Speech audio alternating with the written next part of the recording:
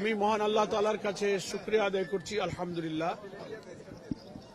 বাংলাদেশের ত্রয়োদশ জাতীয় সংসদ নির্বাচনের ভোট গ্রহণ সকাল 7:30টায় শুরু হয়েছে। আমি আমার নিজের ভোট কেন্দ্র খুলনা জেলার ফুলতলা উপজেলার আটরা গিলাতলা ইউনিয়নের 8 নম্বর ওয়ার্ডের পশ্চিম শিরোমণি সরকারি প্রাথমিক বিদ্যালয় ভোট কেন্দ্রে কিছুক্ষণ আগে আমি আমার ভোট প্রদান করেছি। অন্তত এই মুহূর্তে আমি ভোট দেওয়া পর্যন্ত সিচুয়েশন যেটা দেখছি, এই মুহূর্তে আমার ভোট দেওয়া পর্যন্ত যে পরিস্থিতি দেখছি সেটা ইতিবাচক। জনগণের অনেক উৎসব মুখর একটা মানসিকতা সাড়া, তারা আনন্দের সাথে এ পর্যন্ত ভোট কেন্দ্রে আসছেন। এখানে ভোটারদের প্রচুর সমাগম, উপস্থিতি এবং ভোটারদের লম্বা লাইনও আমি দেখতে পেলাম।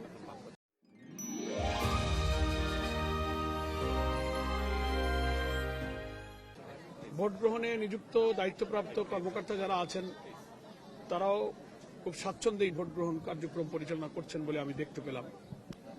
আমি সারা বাংলাদেশের ভোটার ভাই ও বোনদের কাছে আমি আবেদন জানাবো, এই ভোট হচ্ছে আমাদের জুলাই অভ্যুত্থানের সহস্র মানুষের জীবন, 30 থেকে 40 হাজার মানুষের আহত, ক্ষতবিক্ষত, নির্যাতনের চিহ্ন নিয়ে যারা একটা নতুন বাংলাদেশের স্বপ্নে বিভোর, তাদের স্বপ্ন পূরণের জন্য আজকের এই ভোটটা খুব গুরুত্বপূর্ণ।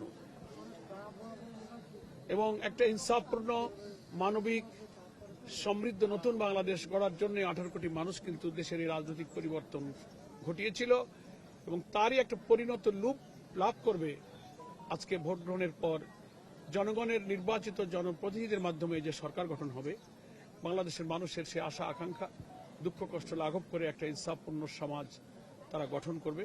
সেই কারণে এই আজকের দিনের নির্বাচনটাকে আমরা খুব গুরুত্বপূর্ণ মনে করি। Free, fair and credible election বলতে যেটা বোঝায়, সেই নির্বাচন হতে গেলে বাধাহীন পরিবেশ থাকতে হবে। ভোটাররা যেন বাধাহীনভাবে আসবে, আনন্দে ভোট দিয়ে তারা চলে যাবে এবং ভোট কেন্দ্রের কম্পাউন্ডের মধ্যে ইলেকশন কমিশনের যে নিয়ম, সে কোন রকম ব্যতিক্রম কোন দল, কোন প্রার্থীর সঙ্গী সাথীরা যেন না ঘটায়, সেটা আমিও একজন প্রার্থী হিসেবে সকল দেশবাসীর কাছে, ভোটারদের কাছে আমি সেই প্রত্যাশা করি, সেই আহ্বান জানাই। জয় পরাজয় এটা মহান আল্লাহ তাআলা নির্দিষ্ট করে রেখেছেন।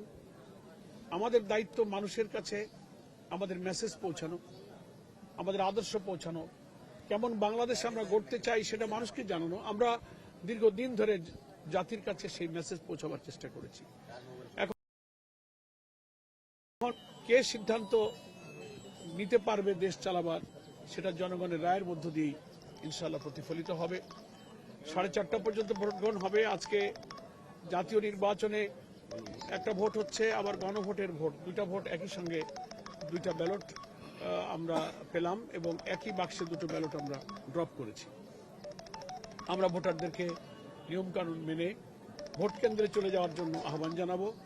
যে যেখানেই দেশের প্রান্ত থেকে আমাকে আপনারা শুনছেন, আপনারা বিলম্ব না করে ভোট কেন্দ্রে চলে যাবেন এবং খুব পিসফুলি, এখনো আমি তো আমার কেন্দ্রে পরিবেশ দেখতে পাচ্ছি, আপনারা সেভাবেই ভোট প্রদান করবেন। সাংবাদিক বন্ধু যারা এসছেন, গণমাধ্যম কর্মীদেরকে আমি কৃতজ্ঞতা জানাই। I am very grateful to you যে আপনারা খুব ভোরবেলায় আমার নিজের গ্রাম, আমার নিজের জন্মস্থান, যেটা আমার ভোট কেন্দ্র, আমি খুব দুঃখের সাথে স্মরণ করছি, আজকে না করে পারছি না। এই কেন্দ্রে আমি ভোটার ছিলাম, কিন্তু আমাকে ফোনে বলা হয়েছিল যে আপনি ভোট দিতে আসবেন না, আসলে আপনাকে গ্রেফতার করা হবে।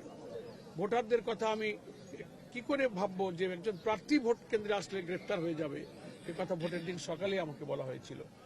ভোটের পরে আর একটা পরিবর্তিত বাংলাদেশ ইনশাআল্লাহ এই জাতি উপহার পাবে, যে যারা কর্তৃত্ববাদী হবে না, যারা ফ্যাসিবাদী হবে না, যারা জোর করে ক্ষমতা দখল থাকবে, অসীম ক্ষমতার অধিকারী হয়ে অহংকারী এবং মানুষের প্রতি দাম্ভিক হয়ে উঠবে, এরকম শাসন ব্যবস্থা পরিবর্তনের জন্যই কিন্তু আজকে হা ভোটে আমরা বিদ্যমান রাষ্ট্র কাঠামো পরিবর্তন করে জুলাই সনদকে আমরা রিকমেন্ড করেছি।